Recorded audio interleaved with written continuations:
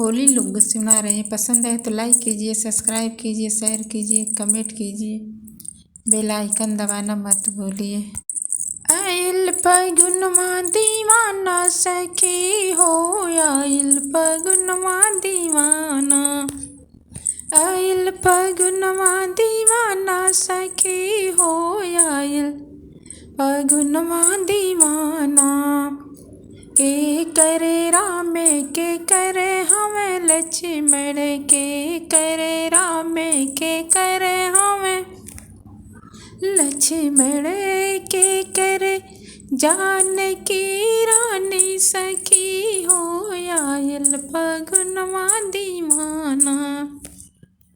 के करे जानकी रानी सखी हो, आइल फगुनवा दीवाना। कौशल्या के राम सौमित्रा के लक्ष्मण, कौशल्या के राम सौमित्रा के लक्ष्मण। राम की जानकी रानी सखी हो, आइल फगुनवा दीवाना। राम की जानकी रानी सखी हो, आइल फगुनवा दीवाना।